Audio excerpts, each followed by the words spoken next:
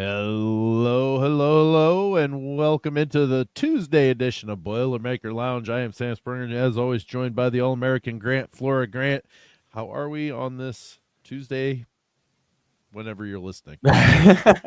We're doing good. It's still really cold out there, and we Oh, got isn't a it? bunch of Oof. snow. Yeah, I don't know. I'm assuming everybody around our area got a bunch of snow, but we on campus, we had like a 2 hour delay. Like all classes until 10 a.m. were canceled, which I Odd. didn't have any classes. This is on Monday I'm talking about, Right, but right. Still I odd. right. I didn't have any classes Monday morning, so it didn't help me at all. But yeah, it was just weird. They canceled all the classes before 10 a.m. I from the people I've talked to, faculty, students, that's never happened before. It's either cancel a class or not have it. So it was kind of a weird thing for a college. But yeah, it was Right. cold and nasty. But yeah, that's January for you in the Midwest. Well, normally the universities and stuff, they'll still have class, but like if the professor can't make it in, they're allowed to cancel, and if the students can't make it in, it's not held against them, that type of thing, but it's still open. And so for universities, and I know the university here in our town, they closed on Monday as well. Like they weren't even open, and they have actually closed until 1 o'clock on Tuesday in the afternoon. So Wow. 1 o'clock classes are the first ones that will be back up and going. They're encouraged to do online stuff, but the in-person meetings are not until 1 o'clock. So Interesting. yeah, we had about I think 10 or 11 inches of snow, and it's all blowing and everything now, and sub-zero temperatures, and it makes it for a long winter's day, especially when you are anticipating a game against a rival. But I tell you what, two in a row for the Boilermakers. They've fallen as they take a tough one on the chin against Illinois, 11th ranked Illinois, well, 11th at the time. I do believe they're number 8 now, and Purdue dropped to number 12. But 88-82 final score. The Illini come back. A huge game by Keaton Wagler, and 18 3-pointers for the Illini to come back and bite the Boilermakers at Mackey, giving Purdue 2 losses in a row in the Big Ten. Yeah, it was just it's one of those things where Illinois played a phenomenal game. Wagler played a great game, obviously, and at the same time, like there were just some holes still in Purdue that like they Yeah. just haven't quite figured out. They haven't looked like the same team that we saw kind of in that early December at post Iowa State up until about the turn of the year. So yeah, they got some things to figure out, but you have to give credit to Illinois and Oh, for sure. I think I've listened to some people talk and I've thought about it myself and looked at some of the game film and stuff, and it's just like Illinois is. I feel like we've gotten used to Illinois being that kind of not middle of the road team, but like a team that should be ranked between 10th and 20th in the country, and they end Mm-hmm. up being a 3 or a 4 seed, and that's just the kind of team they've been these last few years. Right.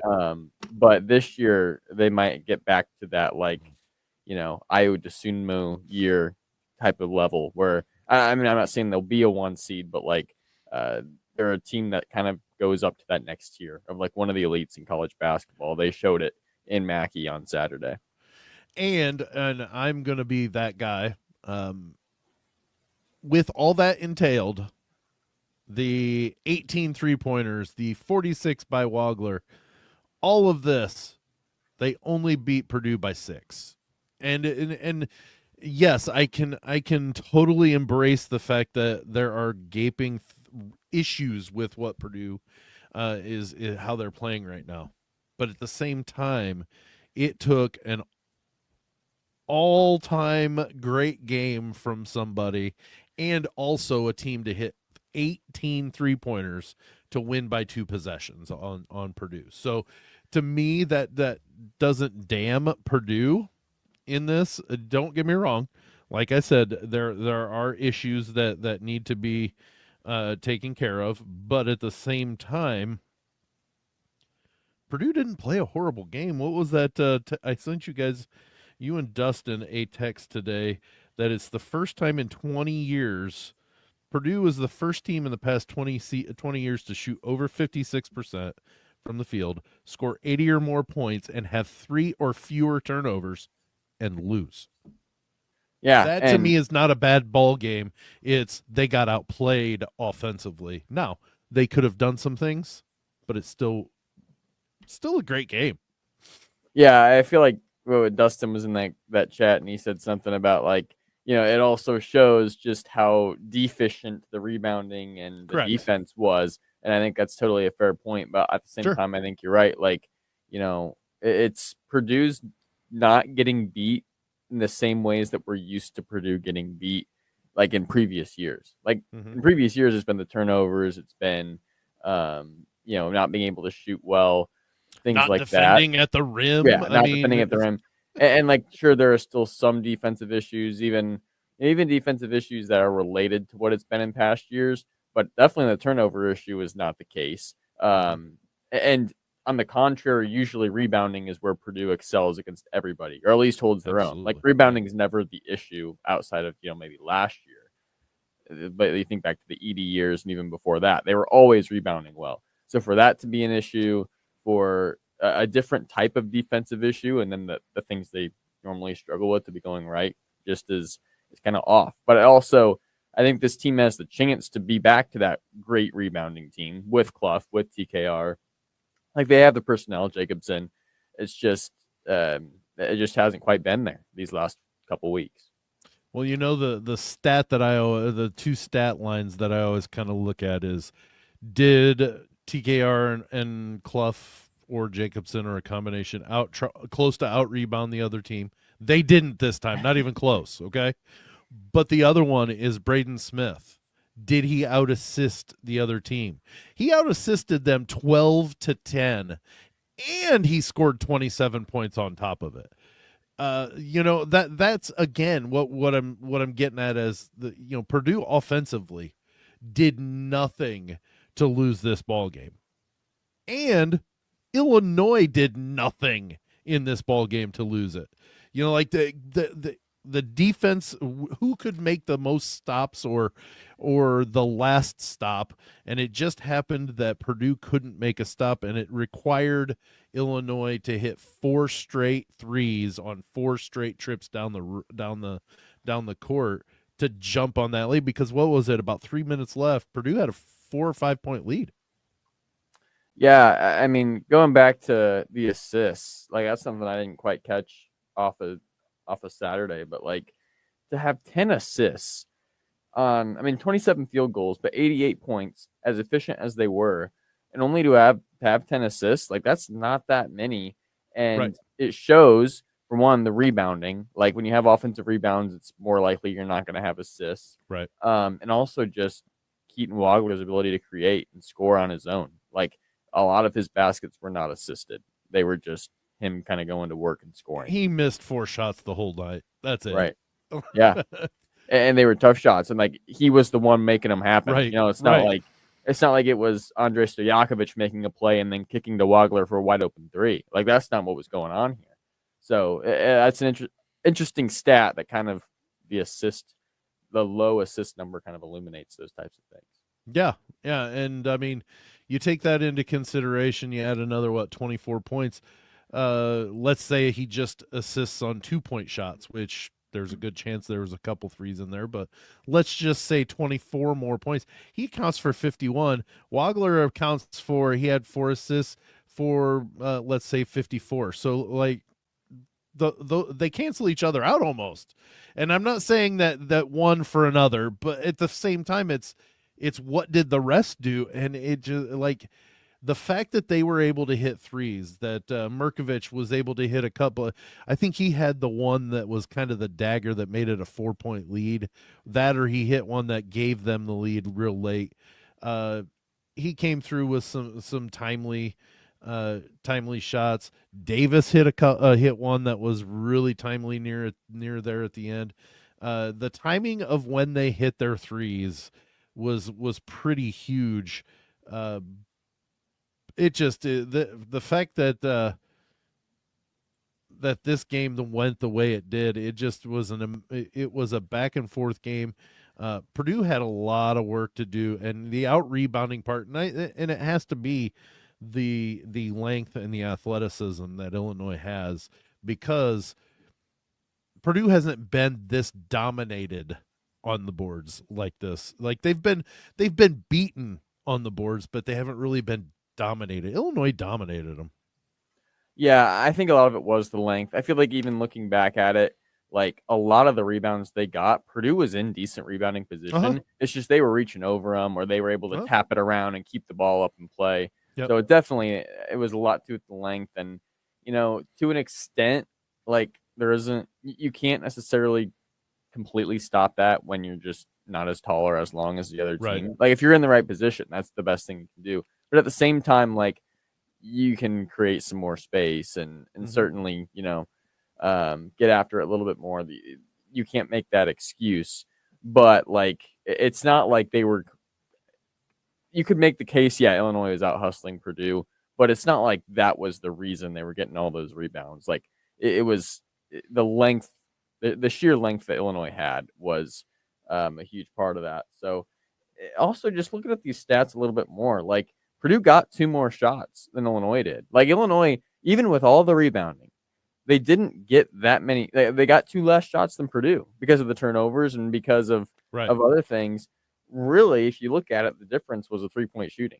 18 of 38 compared to 7 of 19. Illinois outscores Purdue by 11 points in that category because of 11 points is in because Purdue got 6 extra field goals. So you kind of look at they outscored them by 33 in the 3-point advantage, but Purdue outscored them in the other side by 3 more baskets, so by 6, so about 25 points worth. Yeah. So like if you take the 12 points, is that right? Am I doing that right? Because Illinois had what? I mean, I kind of lost my train of it. It was essentially what it is like the 3-point shooting accounts for like the reason Illinois was even in this game, because they had 6 less field goals. So you would think, and at the free throw line also helps Illinois, but it was that 3-point shooting, just the fact that those shots counted for more, that literally put Illinois in the lead and in contention there. Like if the ratio of 2s and 3s is the same for both teams, Purdue's leading this game because they were getting more shots up. Yeah, Purdue had 6 more buckets, but they had 12 less threes, or 11 less threes. So and free throws as well. And free throws. By 7 on that one. But so I mean, this to totally throw the baby out with the bathwater on this one and say season's done. Purdue can't even get a share of the Big Ten. I'm sorry. If you're at that point, you should probably stop watching the season right now, because you know what? Very well they could drop some games that they easily. We're getting ready to preview a game in Bloomington. They could be coming back from Bloomington and going out to College Park with a 3-game losing streak. They very well could.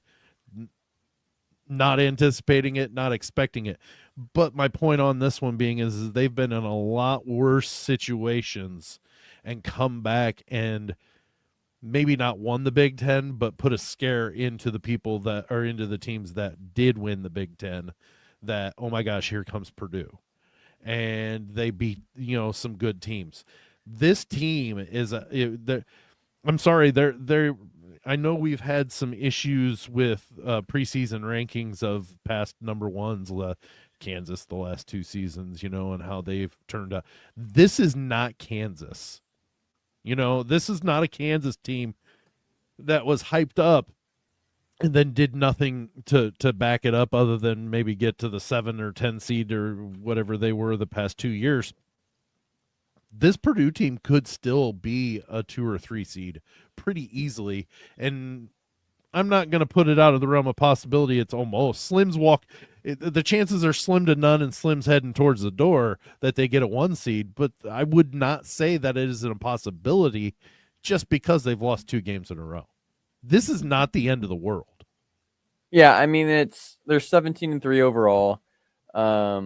They've lost 2 of those 3 at home, which is kind of interesting, a little But unusual. who did they lose to? But 2 great teams. Yeah. And then the loss at UCLA isn't going to be a bad one. It's one they should have had, and one that, UCLA is not a top 10 or 15 team, but like a road loss, West Coast, Big Ten, like nothing that's a terrible look on a resume. And you only have 3 losses. Like theoretically, they win out, you go on an 11-game winning streak. They easily 37-3 is going to be a heck of a record, right? And it would be like 28-3 at the conclusion of the regular season. Like that's a 1 seed record right there, especially when you have the Big Ten as loaded as it is. So, and don't get me wrong, I don't think that's going to happen. Yeah, right. But if it did, we would be like, oh well, where's this? Of course we're going to be a 1 seed. It's not out of the realm of impossibility. Right. Like it definitely could happen. Even if they were to pick up a loss along the way, like they still, depending on how the chips fall around the country, like they're going to be on that fringe 1-2 line. So it obviously would take a really good second half of the Big Ten season, but definitely still possible. And when, this Purdue team is still the same personnel that it's been, and they still have a great ceiling. If they hit that at the right time, it's conceivable to think that they can get away with just 1 more loss, like a road game to Nebraska, maybe being the only one. Maybe they win out at home and can take care of business against some of those other middle of the road Big Ten teams, or maybe they're the team that gives Nebraska their first loss. Yeah, and maybe they just lose one other, one-off type game. Like anything can happen there, and even if it doesn't, like last year, what Purdue was able to do in the NCAA tournament, like just a hair away from knocking off Houston. And, if they do that, who knows how far they can get, Elite 8, Final 4 type stuff. Right. After going through a rough stretch in the regular season, not looking good in the Big Ten tournament. Like this team's already in a better spot than that as of right now. Now they got to respond, but they're in a better spot than that as of right now. And they've been peaking really well these last few years. Yeah, take a look at the other things going on against the Illini on Saturday. Fletcher Loyer still not hitting his stride. He only took 5 shots. He only played 20 minutes. I don't know that there was anything behind it, but maybe that slow shooting and not really hitting his flow, and Purdue needing some defenders in there. Maybe Coach Painter made a little bit of a change in there to make that happen. Omer Meyer getting 21 minutes. I don't know. I don't want to read into that, but a lot of people still wondering when are they going to make the change of the starting lineup. I'm going to tell you, probably just stop worrying and stop asking that question. Short of Fletcher Loyer breaking a leg or having an injury where he can't start, he's gonna start. He's like, let's use a baseball analogy, Grant. He's like the catcher on the field, where the catcher is the coach on the field. That is what Fletcher Loyer is on the court. He's the one saying, hey, we got to do this. That is so invaluable that you can't just pull it. You know what I mean? You just can't. Now, do I think maybe Coach Painter does maybe something to where, okay, he's not shooting, his shots aren't falling early. We're going to sub him out a little bit more regularly. Sure, maybe that's a possibility, but he ain't going to not start. Yeah, I mean, there's just so many different things you can say about why Fletcher Loyer needs to be out there. His ceiling is still so high. Like for this Purdue team to reach their ceiling, it's going to be with Fletcher Loyer. And like he's just bound to break out of this streak at some point. Like we talked about it last week. Yeah. And it's gonna happen. I thought it for sure could have been this Illinois game, especially when he started off. He got the foul, made his free throws, and then hit a three. And I'm thinking, Right. okay, Fletcher might be back. And then, of course, he just got out of rhythm, missed a few more shots, but then they were pulling him out for defensive stuff. And obviously, when you're getting you're not getting the same minutes you're used to, that's gonna potentially make it more difficult. So, yeah, it was disappointing, especially after a pretty decent start for him in that game. But I still think he's ready to come back out and play well. At Indiana could be a great time to do it. A rivalry game, like this is where your seniors step up. Wouldn't it all be surprised to see him pick it up now with the Indiana game coming up? But like, yeah, you got to just keep him in there just for the ceiling, with the idea that he's going to break out of it, plus the intangibles that you talked about. And there are honestly even more reasons than that, but like that should be enough. Yeah, absolutely. It's just, is it frustrating to see him not succeed? Absolutely. But do you think he's not frustrated with it? Now, does he let it affect him? I don't think so. I just think it's one of those that he's like, I know I'm a shooter. That's what I do. And it's eventually going to work its way out to where he's going to start hitting shots. And I don't know when. He's had streaks like this that have lasted 8 to 10 games in his past 3 years prior to this year. And then when the dam breaks loose, it breaks loose and he hits at one of every two. Sometimes he's hitting 4 straight. Sometimes it's just a ridiculous amount that all of a sudden he starts hitting, and you don't know when that's going to happen, and you sure cannot take him out of the lineup completely, because then it will never happen. Right. Yeah, that's pretty much exactly it. And it's just, especially when you've got that chemistry with Braden Smith, and Trey Kaufman-Renn. And to be honest, nobody else is playing that much better. Like, who are you going to put in there? Omer? Right. He had a good game against Illinois for sure, but he hasn't consistently been great. Jakari Harris, same thing. I don't know who you would put in there instead that you would feel really good about just consistently having better performances than Fletcher. And I know defensively, Jakari Harris is definitely better. And Omer, you could make the case. Which honestly, I don't even really know that I would buy it, to be honest. That Omer's better than Fletcher defensively. So it's there isn't a good enough replacement for me to think that would ever happen. Yeah. And that was what my next question, before you said that, when it came back to me, I was going to say, and here's the question: if not Fletcher, who? Yeah. And you're absolutely right. There isn't, if that's great. You don't want him in the starting lineup. You want him out of the starting lineup. Who do you replace him with? And there is not a singular person on this roster that I would say I would take him all the time over Fletcher Loyer, or most of the time, or in a starting lineup fit over Fletcher Loyer. And that's not Homer. That's not, that's just, he is the best man at that position for a starting spot. It just is. And is it because he's a senior? Sort of, for the fact that he's developed the trust of the coaching staff to be that guy on the court that says, hey, we need to do this. We need to do this. And he'll overtalk a coach, or a coach will say something and he'll go, but coach, can we do, what about da da da da? And the coaches will listen to that because he's earned that. So I absolutely am in favor of stopping the bench Fletcher talk, because that's as silly as we can get in my mind, and just know that it eventually is going to break loose, and when it does, you're going to go, why would we even think about benching this guy? Yeah. So, it's just, I'm just confident. I honestly think we'll see it against Indiana. I think we will.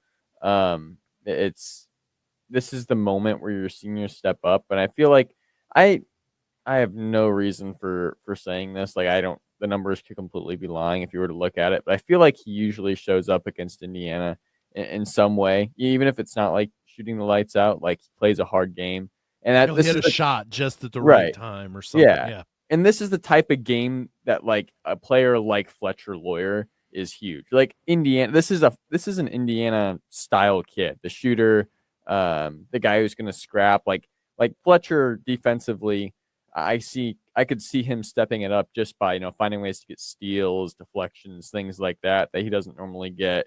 Like he's the type of kid that will play hard in the Purdue IU game, and he's the type of kid you want him in there. And I know it's on the road, but if this is his chance to kind of figure things out in this type of a game, like that could kind of be perfect. Well, let's talk about it then. We transition from the game on Saturday against the Illini, and we transition to tonight, 9 p.m. on 9 p.m. Grant, goodness, in Bloomington. It's not even that it's like on the West Coast starting at 9. We're in Bloomington starting at 9. The number 12 Purdue Boilermakers, 17-3 overall, 7-2 in the Big Ten. Take on the Indiana Hoosiers. Oh, I hate saying Indiana Hoosiers. 13-7 overall, 4-5 in the Big Ten. Grant, the expectations for IU this year were a little bit higher than what they've been showing, at least in the Big Ten season. Big game here at the Assembly Hall. What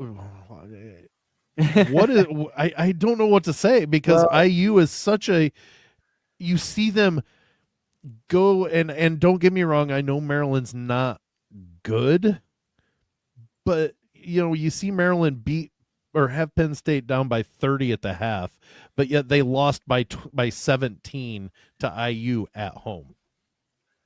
And then IU goes and plays Minnesota and gets beat. I mean, I'm confused by them. It feels a lot. Obviously, it's a rivalry game, so it's completely different, but it feels a lot just on paper like UCLA and USC, where you got a decent roster, not a terrible record necessarily, but you look at what IU's done. Like they lost 4 straight before they beat Rutgers on the road, and they completely dismantled them. But probably the hardest 4-game stretch you're going to see from anybody, like home against Nebraska, at Michigan State, home against Iowa, and at Michigan. Like 4 of the best teams in the Big Ten, 2 of them on the road. And, they got clobbered by Michigan and Michigan State, but both of those on the road. The Iowa loss was bad because they lost by 17. And Iowa's it was at Assembly Hall. Yeah. And Iowa's, while they're good, they're probably the most beatable of those 4. So that was one that if you're Indiana, you really wanted to try and get, and they didn't. They weren't even really competitive. Then obviously Nebraska being up big and giving that one away. But Nebraska's shown how good they are. So you look at their losses, and then, the non-con with Kentucky, Louisville, Minnesota is the only bad loss they have. Everybody else is, I mean, you could argue Kentucky's a bad loss, but like with their roster, they're just so much bigger. I was watching some of that game. They're just so much bigger and more athletic than Indiana. I'm surprised it was as close as it was for as long as it was. But my point is, like, they're the type of team that they've beaten a lot of the teams they're supposed to beat, with the exception of Minnesota, but they don't have any major wins. Like, their best win is maybe the road game in Maryland is their best win. Yeah. I mean, I'm looking. They had a Marquette win, which doesn't count for anything these days, right? The Kansas State. Yeah, I mean that they maybe Washington. I guess I'd say. But that Washington. Was at home, like so Washington probably is the best team, but that was a home game at Maryland. They got a nice win on the road, but they need a big win, and that's Purdue, and it's a rivalry game at home, and that's exactly where UCLA. Can they and USC get their were. big win at UCLA on their next game? Like, obviously, that would work. We would hate to see that happen for IU, but from the perspective of IU, like, this is perfect. And they've been in this position before in Assembly Hall against Purdue, and they've made it count.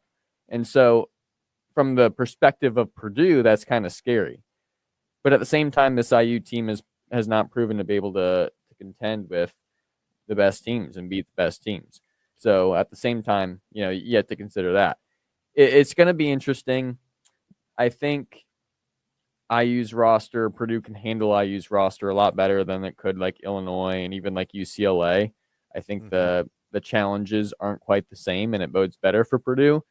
But if Indiana gets hot, they're another great 3-point shooting team, just like Illinois. And if Indiana gets hot at home, it's going to make Purdue's life extremely difficult, like it has these last couple games. Yeah, they're a 35.8% 3-point shooting team. Wilkerson shoots at 40%. DeVries, I think it's DeVries, isn't it? Is 33.5%. Then you've got Nick Dorn, who shoots 45%. So they've got some shooters at the upwards of over 30%, which is a good. And I guess what is it? Connor Enright does as well. Shoots at a higher level as well, over 33 or at 33%. Now I don't know how many the totals those are. I would guess that they're shooting some. Yeah, they're shooting with some amount here, and hitting some. But yeah, when it comes to IU, the fact that they have a completely reassembled roster from last year, you can't take anything into consideration as to what happened last year, because what is it? I don't think there are any, but are there any players from last year's roster on this team? Definitely no scholarship players. There might be a walk-on or something. Okay, so there is nothing you can pull off of last year other than the uniforms of IU in the white ones in Assembly Hall beat Purdue. That's about it. Yeah. But at the same time, these guys are beatable, and they're definitely beatable at home. Iowa showed that. Nebraska, now granted, like you said, Nebraska's really darn good, but I think Iowa's pretty good, and I think Purdue's pretty darn good as well. So I think the template is there, and I think this is a game where Purdue's got to get better. They've got to make this a get well game. And it's not that they're really sick. There's some things they need to get better in, and I think this game lends itself as being one where they could actually make some of these things better and get better going into the game in Maryland and then home against Oregon. Yeah, definitely. And I'm interested to see how Purdue is going to defend these guys, because they got good shooters, they got versatile guards. Tucker DeVries is going to stretch out Trey Kaufman-Renn, and Yep. that's a consistent thing that we've kind of seen with some of these guys, like with Merkovich and Bilodeau. So they've got to figure out what they're going to do with him. The nice thing is Purdue, just at the core of the front court in the paint, should have a chance to really dominate, because DeVries is like that stretch four type of guy. Yep. But he's not going to be able to. He can get in foul trouble too. Right, he can get in foul trouble, and he's just not going to be like Terry Kaufman-Renn's going to be able to get his position when he wants it. And then Clough or Jacobson, obviously, Sam Alexis is the guy that plays the 5 for Indiana, and it's just they are not. He's not at the level of Clough and Jacobson. And so that's one area Purdue should fare much better than they fared these last couple of games. Yeah. But, Wilkerson just has the ability to shoot the lights out at any given time, and he can just go as deep as he needs to. So it's like, as where Keaton Wagler could create his shot, Wilkerson less so of that and more of he'll just pull it from way downtown and hit it right in your face. And he hits it at a good percentage. Yeah, good percentage and good volume. Like, he's right. The highest volume shooter they have on their team. Yep. He's dropped. Didn't he set the Assembly Hall scoring record? Like, he had 42 points in a game. Yeah, I think it was that. Yeah. Or 44. Yeah. 42 or 44. It was in there. Yeah. I think Trace Jackson Davis had it before he had it. And then you got Tatum Connerway, who's kind of that slash create type of guard. It's going to be interesting to see how Purdue matches these guys up, because you could put Cox on Connerway because he's gonna be more mobile on you and have the better chance of like slicing and dicing, or you put him on Wilkerson because he's the guy who's going to lead them in scoring and is potentially going to be the most dangerous. But you got to have Fletcher on one of those guys. I almost think it's easier for Fletcher to guard Wilkerson, even though Wilkerson's potentially can score more. I think he's an easier guard for Fletch than maybe what Connerway would be. Right. Unless you want to put Fletcher on Enright, who's kind of the facilitating guard, kind of like Braden Smith, but on a much, much lower scale. And put Braden on Connerway. I don't know. That will be interesting to see how it plays out. But they're just overall not the same kind of firepower Purdue's dealt with these last couple games. Yeah, and the mismatches aren't there to what Purdue's seen. And I agree. I honestly, if you're making me choose, excuse me, which one you would rather, excuse me. I personally, I think you're right with who, saying that you maybe start Fletch on Wilkerson. And yeah, I get he shoots at a 40.6 3-point clip, but he's going to do that against anybody pretty much. I mean, Fletch can at least stick around him and not be, I mean, I don't know. I haven't seen enough to see if he's a spot up guy or where he's got to have an opening, or can he create with little to no room? You know what I mean? Yeah. Can he create a shot with no room, or does he have to have a little bit of space? Because honestly, if they're going to have to set a pick on him, on Fletch to get Wilkerson open in order for him to be able to shoot, then put him on Wilkerson, because then you're not putting, I mean, you can then maybe shut down Connerway with Cox. Yeah. Cox is our defensive guy. You want your toughest matchup defensively. You want Cox on him. Yeah, and I do think Wilkerson's more of a spot up shooter. Not to say that he can't get open and sure, or just find other ways to get good shots, but also over half of his shot attempts are from three, which that means like it's just not as much of a danger that he's just going to drive around you and create his own look on the inside. And I guess that's what I'm kind of getting at on that one. Yeah, that's where Fletch is exploited the most, is on those guys that can just get around them and that kind of thing. So you can always make adjustments if you need to, like flip it around, but I would not be surprised to see Fletcher actually start on Wilkerson. But yeah, I wouldn't either. And you know what? If he hits a couple early threes and you feel uncomfortable, coaches can make that change to where, they switch him. But goodness gracious, I mean, this team is a lot, to me anyways, a lot less threatening than the Illinois game from Saturday, with when you sit there and go, well, it could be this guy, could be this guy, could be this guy, and granted, it turned out to be one guy plus a help from a few of his friends, but not a lot of it. This would, I think, you're going to have 2 or 3 guys from IU break loose and maybe just have games to where not necessarily blow out their average, but you might need Wilkerson to have 25. You might need DeVries to hit 20, and get that crowd, that Assembly Hall crowd behind them, in order for them to be able to beat Purdue. I really think this is and I hate saying get well game, because that insinuates it's going to be easy. I don't consider a get well game as an easy game. I consider a get well game as you work on the things that that you've struggled in the past couple of games to get better at it. So going forward, you've got some more experience and getting better at it. So I see this as a get well game because they match up better. Yeah, I mean, I think they could come away with a 1-point win in just an ugly game that they just scrap it out and they win by 1. And I think you could still call it a get well game. It's a rivalry game on the road, and you've been struggling around a 2-game losing streak. So I think simply for that reason, you can call it that. But yeah, I think for Indiana, like you said, a couple guys are going to have to really step up. I could definitely see DeVries and Wilkerson having big games.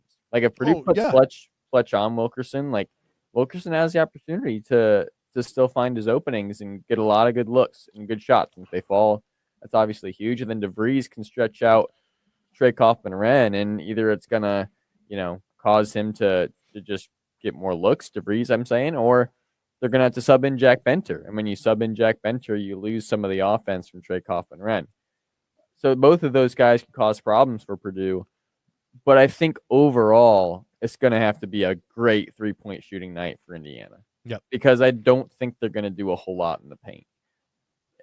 Purdue's just got too much there, and I don't think their defense is going to give up that much inside to Indiana. So they're going to have to just make it rain for three, which is exactly what they're built to do.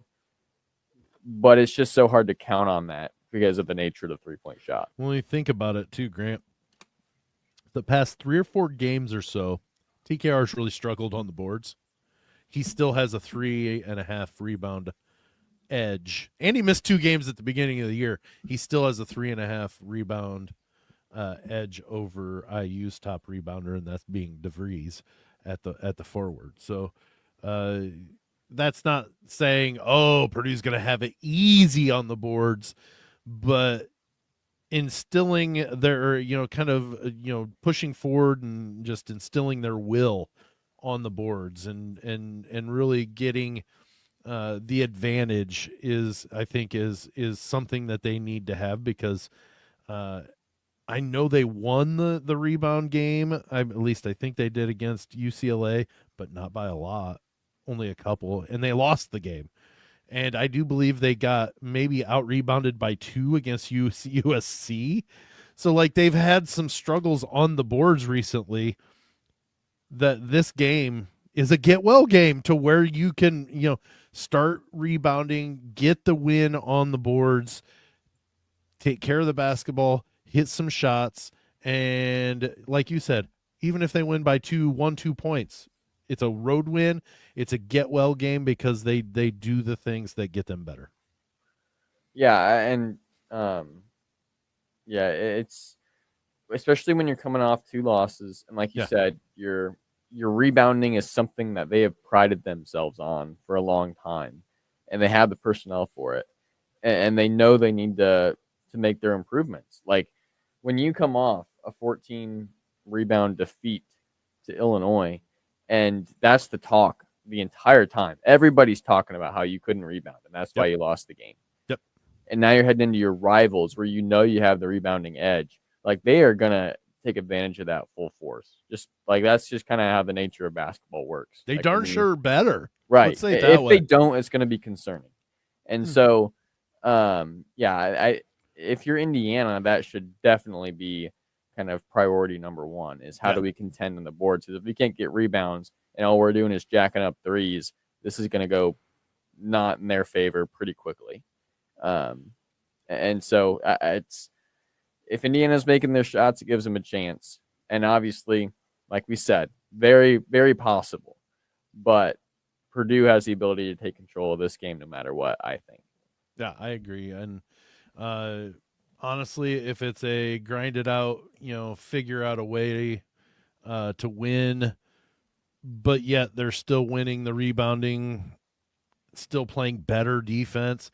If it's a 71-65 game and Purdue wins that game, I'm not going to be as upset about that, because that means they're playing some decent defense and shutting down IU when they needed to, but yet hitting the shots that they when they needed them as well. So definitely some things that you definitely aren't looking past this game. And if anybody says, well, that's just IU, look at them, they're 4-5. Yeah, you just talked about, you highlighted, what was it, 4 straight losses that they had against highly ranked opponents, or Iowa being the most concerning of them, and Iowa's not too shabby anyways. So they're not a horrible team. It's just you never know what team's showing up each day. Yeah, and just back to kind of Indiana, like you said, the if Purdue can hold them to say 65, that's a win. Let's look at some of these season averages. IU's averaging 81 points a game. Yeah. Like Illinois scored 88 and they averaged 85. So Indiana's not that far off of them offensively. They averaged 35 rebounds a game. Illinois had 33 in that game. Like obviously we're talking about different levels of competition, different things going to these averages, but 35 rebounds is pretty good. Mm-hmm. And I think Purdue will hold them much lower than that. But then you've got they're shooting 47% from the field. Illinois shot 48. They're turning the ball over 10.5 times. Illinois turned it over 10 times. Like their stats line up a lot with what Illinois did. It's just a matter of can they do it against Purdue, and I don't think they can.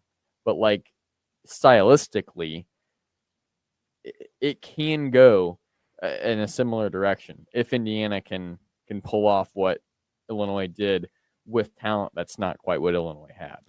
Well, I can tell you, Grant, if Purdue plays like they did with the shooting over 56%, scoring 80 points, and only turning the ball over 3 times, I'm going to tell you IU's not winning this game. I don't think Purdue's going to replicate that a second time in a row. It's just saying that the way Purdue played the other day, minus some deficiency, they were beating 90% of the teams they play on Saturday. It just happened that they drew a really hard team coming out. Should we thank the Big Ten for this? Thanks, Big Ten, for giving us the most efficient offense in the country to come back to after a West Coast trip. No. 90% of the time, the Boilermakers beat whoever they're playing. They just happen to get hit with the most efficient team offensively in the country, and they were efficient on Saturday, and it didn't bode well for Purdue, and they played one of the best offensive games that I've seen Purdue play in my lifetime, and they lost. That's the kicker, is they played one of the most efficient offensive games I've ever seen in my life, and they lost by 6. Yeah, I honestly think the only thing they really could have done better offensively is knock down a few more threes. That's it. And maybe That's it. Yeah, maybe change the shot selection from some of those threes a little more. They took some tough ones. That's okay, looking back, probably should have done something else with that. A little more patience, maybe. Don't jack it up right away, or maybe get it into the post. But yeah, you're right.